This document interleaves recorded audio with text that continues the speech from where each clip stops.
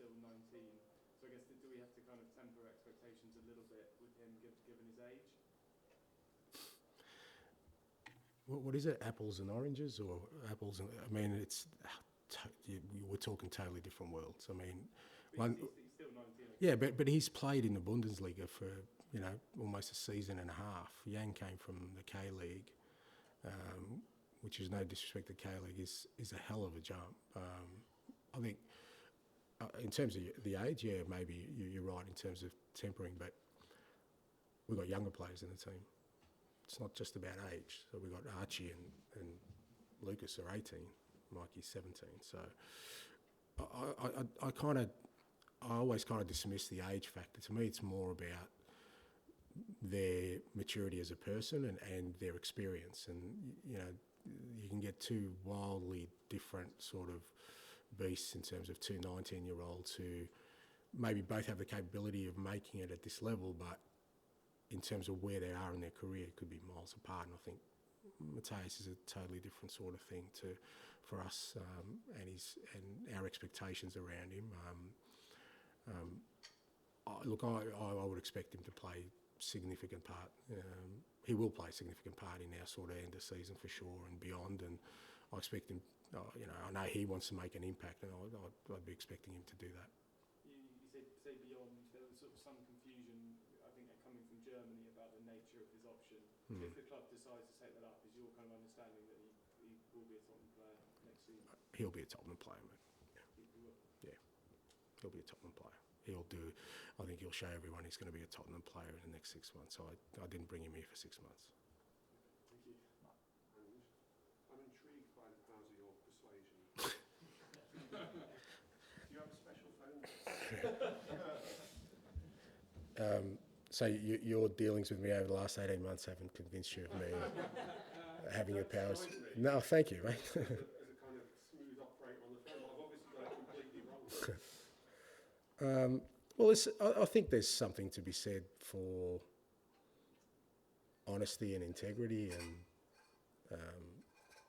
as much action speaking louder than words. I think I've got a pretty compelling story to tell, because I think when I speak to players, I'm not trying to sell anything that there isn't plenty of evidence for. So now I think most players, I think that's where they get sort of comfort more than anything else, because I don't think it's about smooth talking or about, like I said, selling or, I think there's a real good story here, which I really believe in, and I speak from a real sort of strong conviction that what I'm saying, it will come to fruition. I really believe that. So I don't think I need to sort of do anything special now. It doesn't always. I mean, you're hearing the success stories. There's plenty of people who it hasn't worked out. Yeah, plenty. There's been a couple this window. Yeah, which straight away there's a disconnect. It's not going to work, because what I'm saying and the questions they're asking, when we're on a different sort of page, and that's not criticism there, because people look for different things. So you're looking for something that resonates. So yeah, that's right. Like I said, I definitely don't have a 100% hit rate. That's for sure. But I think that's part of it as well. I think, I kind of get comfort from that too when I walk away and I'm thinking, geez, he's a good player, but I don't think he's going to be a good fit. So it's probably not a good idea for him, and it's not a good idea for us. So it works out well, either way. Do you have these calls with all players, or is it in certain situations you get drafted in? Yeah. I don't like having conversations unless I think there's a real sort of interest there from both sides. Like, I just don't want to. I think it ends up wasting my time, and unless we're really convinced about someone and we feel like there's some sort of interest coming the other way, then I'm not going to get involved. And I don't usually get involved until kind of everything else has sort of been sorted out around sort of financials and all that kind of stuff. Then I know, okay, well, this is kind of the final box we need to tick, and then they'll kind of wheel me out then. Are you comfortable? Are you fully behind this idea that Spurs are building a team for for the future, you're buying 19, 18, 21-year-olds. It doesn't normally fit with the sort of short-termism of modern management. Have you had to be convinced, or? No, I haven't been. I mean, I've been a sort of a big driver of it. You know, I really feel like, you know, when I took over, that you need to rebuild a team, rebuild a squad. This wasn't tinkering around the edges. I've said that all along. So, and you need, if you're going to do that, invariably you've got to go young to allow them to grow and develop together. And you know, we had some experience here, which has helped us obviously. And I think signing Dom and was an important part of that. Kevin to a certain extent, because he's kind of, you know, a little bit more experienced. But you know, that doesn't, you know, again, that doesn't mean I'll see the fruits of that labour. You're right. That's the nature of it. But I've said from day one, I'll always make decisions that I believe are best for the football club and best for what I think is going to bring success to the football club. That's the way I've worked. And you know, from my perspective, all these decisions are, you know, I'm as much a driver of as the club. I haven't sort of, no one's been thrusted upon me that I think, oh, you know, it's not someone who I think is going to fit. You have no reassurances that, you know, that there's not two sides to the coin, for example, that, you know, we're going this way, Ange, that makes you a bit more secure because we all... I'm not interested in security. I've said that before. It doesn't exist in the modern game, because it doesn't matter what anyone tells me. Somebody could say to me, oh, Ange, we're right behind you, and then, you know, I mean, I've lost him, so I mean, I'm down to Ali, and that's about it, you know. And so you're okay? You're solid. Yeah. I've got a couple. Yeah, that's true. Yeah. I just got to get you on the phone. I know that's not the real world, you know. Ultimately, the real world exists around, well, if I keep getting results, then I'll be okay. If I'm not, then the invariable pressure that's been on me for the last, I don't know, feels like 3-4 months will still be there. And there's no guarantees about anything. So I don't worry about that. I don't care about that. I've said before, being a manager, especially in today's world, it can be so, you can feel so isolated, so vulnerable. I don't feel that. I feel like the playing group is rock solid, the staff are rock solid, I feel supported.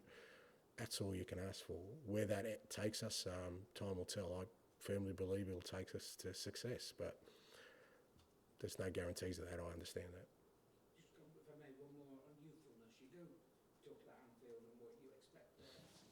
Galatasaray, Ibrox, Everton even, you didn't start well in any of them games when you were hot. Is that inexperience, youthfulness, something that teams have to grow? No, it is part of the experience. I mean, I thought we handled, I mean, I know people say it differently, but, you know, we handled sort of Old Trafford pretty well, which I think is also, you know, pretty intimidating, can be pretty intimidating. So I think we've had our moments at times, but I think those kind of things have allowed us to grow for sure, those kind of experiences, especially some of our younger players, because, you know, for a lot of them, they're still first. Like, for a lot of them, it's going to be first at Anfield tomorrow night. You know, people kind of dismiss the fact that it is such a young group, that a lot of them are doing things for the first time that all you guys have kind of experienced in multiple events. So, but I see that as a positive. The more we expose them, the more we put them in these situations, you know, the greater the growth will come from the group when we're further down the track. So, but I don't think, I think from what I've seen of the group and what they've had to handle over the last sort of, you know, 2 months, I don't think the atmosphere or sort of the conditions around the event are going to overwhelm them at all. I think they're ready for it. What can a victory at Anfield, given how imperious Liverpool have been this season, do to the context of this season, as a confidence booster to all these young players, the whole narrative around Tottenham this season? Oh, look, yeah, there's no hiding it. It would be massive because, like I said, it's not. I mean, we've obviously had to beat both Manchester clubs to get to this point. We've had to beat Liverpool in the first leg to be in this position now. So, you know, we get to a final. It's going to be hard earned, and like I said, going to Anfield, the way they're going this year, they've been an unbelievable team. They're so consistent. They're the most sort of settled, injury-free team in the whole league. You know, I think apart from us, they're the only ones sort of in all the competitions, still having a crack in all the competitions. So,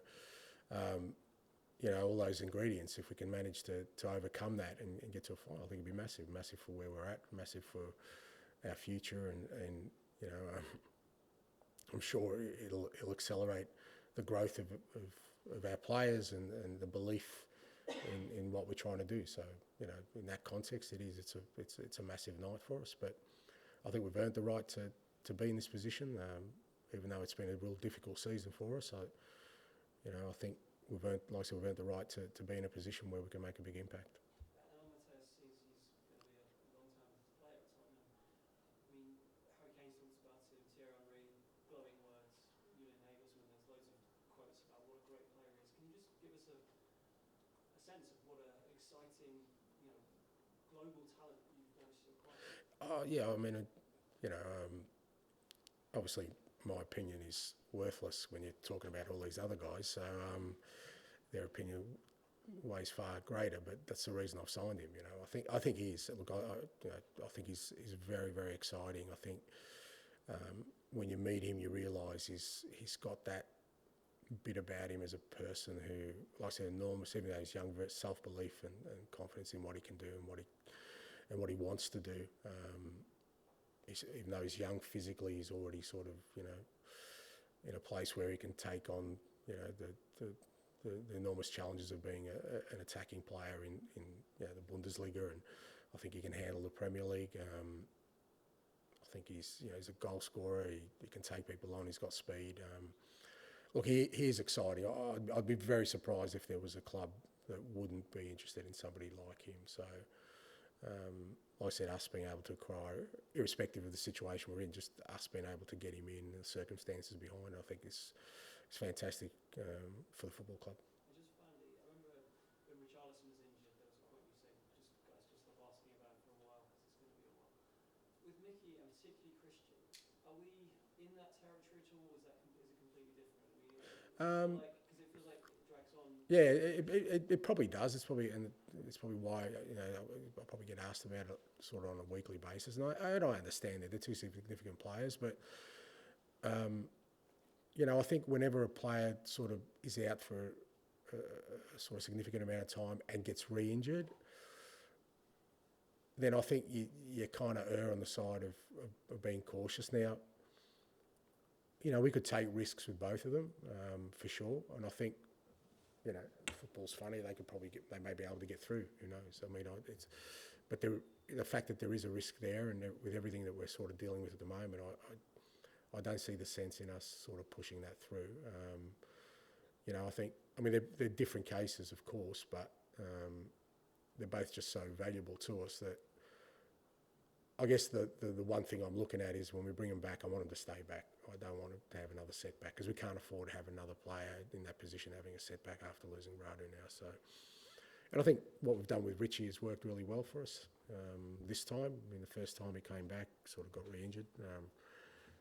He's playing more than I want him to at the moment, which is not great, but he looks strong. He feels a lot better. Like, he was convinced when he came back that he was ready to go. I guess I need to get to that space with Mickey and Christian where they feel like I'm ready for the Premier League and whatever else we need to tackle. Angela. You just mentioned Liverpool having a pretty much injury-free squad a moment ago, and them also being in all the cups. Is there anything that you look to what they're doing differently? Their club says that they've been a bit lucky, and also they're trying to adjust how they train. Is there anything that you're thinking of doing differently, or have been doing differently with your team this one? Look, I think I said last week we're looking at a whole range of things. I think for us, it's really hard to sort of investigate on the run, and I think that's where you kind of you may make decisions that come back that weren't exactly well reasoned out. I've got a couple of ideas, and I think ours probably stems back, like I said before, to pre-season. I think we had a lot of players who probably didn't get the break they needed, and we started the season. We're obviously really bullish about how we wanted to go this year and wanted to tackle everything, and we probably weren't ready for that, and we paid the price for that. And we have been unlucky as well, because not all injuries have been sort of muscle injuries, Vicario, which was a big loss for us, and obviously Radu, and even had things like Bentancur being suspended for 7 games, which again, did the wrong thing. We have to take the punishment, but the time it happened, we were kind of short of players. So there's a whole range of things that kind of ended up being a perfect storm for us. But we'll certainly look at the way we do things.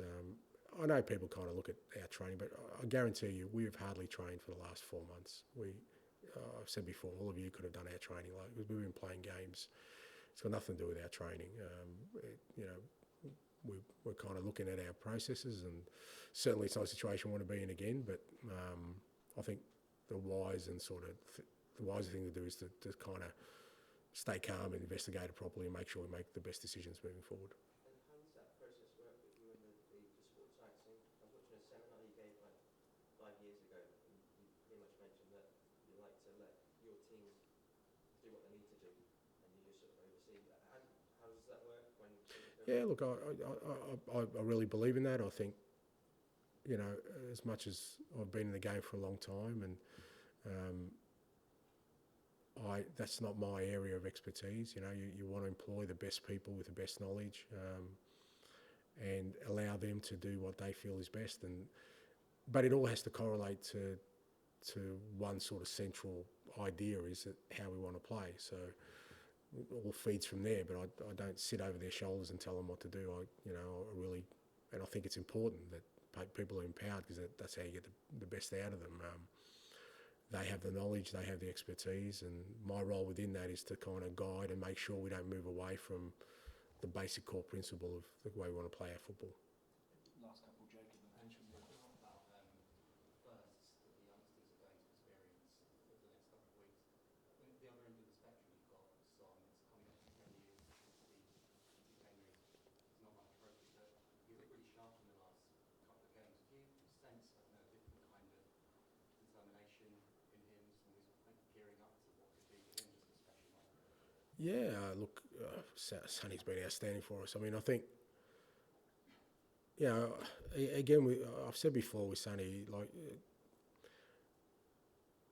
the extremes we've had to put on him this year is just, it'd be tough for anyone to sort of carry the load he has, both from a physical perspective, a mental perspective. I think he was unbelievable against Brentford on the weekend, but that's because he only played 45 minutes on Thursday night. Now, we haven't been able to do that. We've had to, if we had the opportunity to give him the rest he needs to be at his best, I think you would have seen him. But we're certainly at this stage of the season. I think he's really got a real clear focus in his eye that he senses an opportunity for us as a football club, not just for himself to have success this year. And I think him and I think Ben Davies has been another one who really stepped up in recent times. 2 guys who've been at this club for a long time and understand what success will do for this football club, not just for them personally, which I think should be a driver, because I think Sonny, for the kind of everything he's done for the football club, I think it would be more than fitting for him to get some trophies to sort of add to his already sort of status at this football club. I think both of them realise what it means for the club, more importantly, and he has been, but he's going to be a big sort of part of us, hopefully, having success. So that's just by the nature of it. Both the 2 that you mentioned, they've experienced disappointment in some of these big games with Tottenham. Is that at all a mental hindrance for them, or does it tell them, give them a bit of an advantage that they know probably what not to do? All these things, experiences, I think it depends how you kind of use them. They give you perspective, they give you understanding, they give you learnings. You can be at both ends of the spectrum, where you've tried and you've failed, but that's allowed you to grow, or you can be at the other end of the spectrum where you've never failed and you don't know what that looks like, so you just go sort of blindly into anything you're doing. So it's a balance of both. I don't sense with Sonny in particular, but even with Ben, there's any burden on them, or they feel like, we're going to fall short, or there's something missing. I think they're as optimistic as anyone. And for the other guys, like I said, whatever this club's been through in the last sort of 14, 15 years trying to get a trophy, they're not been part of it. So they don't need to feel burdened by that. They can just go out there and try and change that. Neil, to finish, please. Right, yeah, to finish, one more final question to finish. The red flags. Do you want to phone it in and get my phone voice? Okay. Are the red flags when you speak to players about that? And can you think of any examples? Feel free to give names where it's gone tits up. Away from my book, mate. No, there are red flags. There are because, and like I said, it's because I'm 59 years old, and I spoke about knowledge before, but with age comes wisdom, which is much more powerful than knowledge. So you get a sense of these things. You get a sense of people. I think I'm a pretty good judge of a person. Not in to contextualise that, not bad or good person. Is it a person that's going to fit what I'm trying to do here? That's the main thing for me, because there are fantastic footballers, fantastic people that maybe not a good fit. I'm not the right kind of manager for them. You've got to accept that. It's not a judgment call on them in terms of a value base. It's whether does their personality, does their character, where they are in their career, what kind of questions are they asking. I've said before, if you get a sense by what they say as to where they're at in their careers, and you go, okay, well that marries up with what we're trying to do here, and so there are sort of red flags, and I think it's important that there are, because the last thing I want to do is bring a player here who's not going to fit, because it's not good for me and it's not good for the player either. They've got a big decision to make, and they need to know what they're walking into. So I try and paint as clear a picture as possible of what you're coming into. So, and there's been times, again, I won't know names, where players have gone, actually, that's not for me. And I respect that, I'd rather that than sort of, like I said, we all agree and everyone's happy. And the worst thing you can do is say, well, geez, I've got a great contract, great money, and you come in here and you're not happy, because then you realise that that's not the important bit. Just last week, how long did you speak to TEL, and how long did it take you to realise, Oh, look, it was a sort of exchange that lasted sort of conversation, messages over a couple of hours, and I felt if I kept him on the phone long enough, I'd wear him down, and he was falling asleep at the end, I think. So I got a sense pretty early on that there was a connection there, and he was hearing what he wanted to hear. Like I said, it's a big decision. He's a 19-year-old man at a fantastic football club. They would be quite happy to sort of keep him there, I'm sure. But he also knew that he needs to play. But not just play, where he's going to develop, and I think it's a credit to him, then rather than just sort of jump at whatever came to him, he was really thorough in the way he made his decision. Thanks, guys. Thank you.